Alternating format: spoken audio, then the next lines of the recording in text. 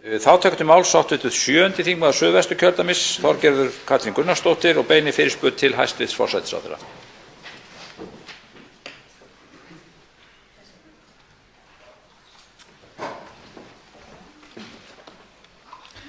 Herra forseti, ég tel það mikið fagnaðarefni að það er ætlunin að auka og styrkja utanríkisviðskiptaþjónustu okkar Íslendinga og einnig það að hæstv. utanríkisráðherra hefur skrifað undir samkomulag meðal annars við Samtök atvinnulífsins í þá veru að fela Samtökum atvinnulífsins ákveðin verkefni, ákveðna ráðgjöf og fleira sem tengist því að efla utanríkisviðskiptaþjónustuna. Ég tel þetta mikið fagnaðarefni.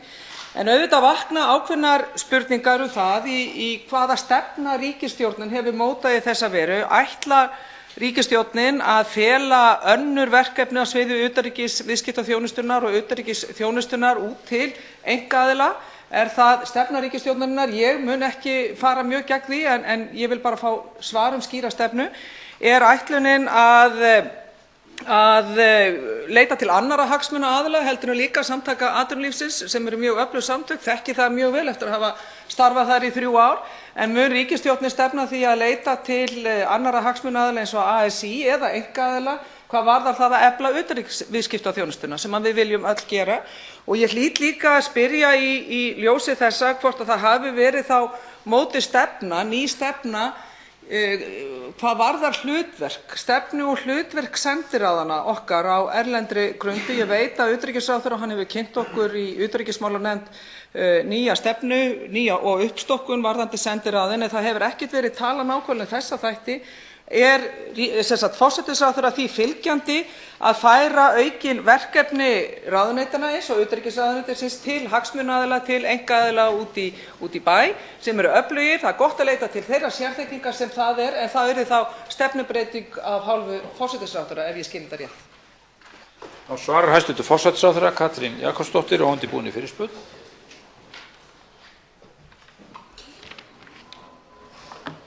Herra forseti, ég þakka hv. þingmanni fyrirspurnina. Nú er það svo að fyrirkomulag utanríkisþjónustunnar er í höndum utanríkisráðherra hæstv. og hann getur auðvitað svarað spurningu hv. þingmanns með væntanlega mun greinar betri hætti en sú sem hér stendur. Hins vegar er það svo að þegar ég sat nú síðast í ríkisstjórn á árunum 2009–2013 þá tók ég þátt í því að stofna Íslandsstofu sem einmitt snýst það að auka samstarf, ekki bara í raun og veru bara ólíkra hagsmunaaðila í samfélaginu utanríkisviðskipti og stjórnvalda.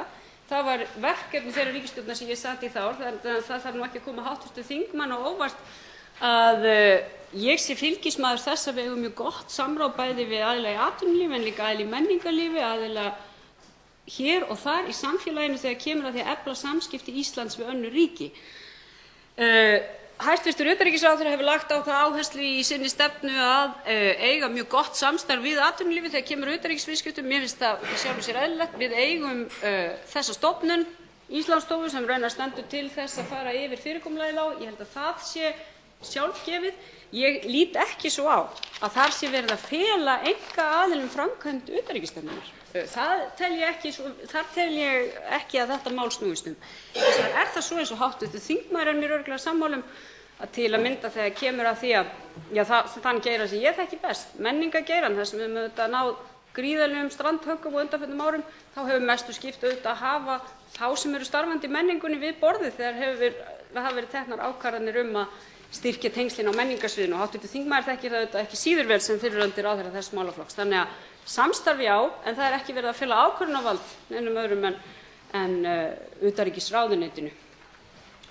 Þá tekur til máls öðru sinni hv. 7. þingmaður Suðvesturkjördæmis, Þorgerður K. Gunnarsdóttir.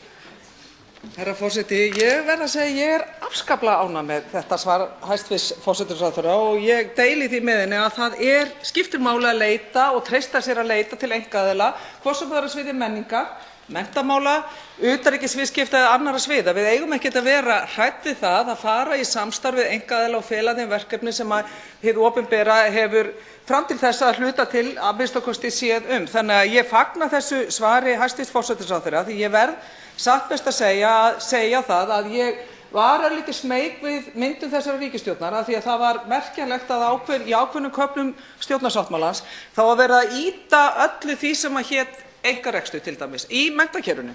Það er til dæmis spurning hvert viðhorf ríkisstjórnarinnar til menntakerfisins og rekstur þeirra aðila sem eru meðal annars að reka skóla, grunnskóla, framhaldsskóla og háskóla á sviði það sem einkaaðilar koma að eins og Háskólinn Reykjavík.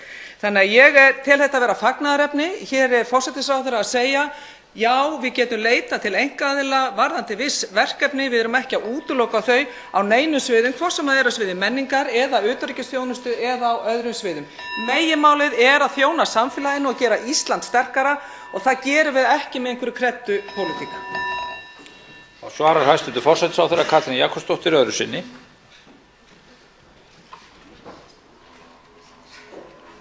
Herra forseti, já, ég held að ég verði nú ekkert sérstaklega sökuð um neina kreddupólitík og ég nefndi hér ágætis dæmi Íslandsstofu sem var sett á laggirnar einmitt í tíð ríkisstjórnarinnar 2009–13 þar sem saman komu aðilar atvinnulífsins og stjórnvöld.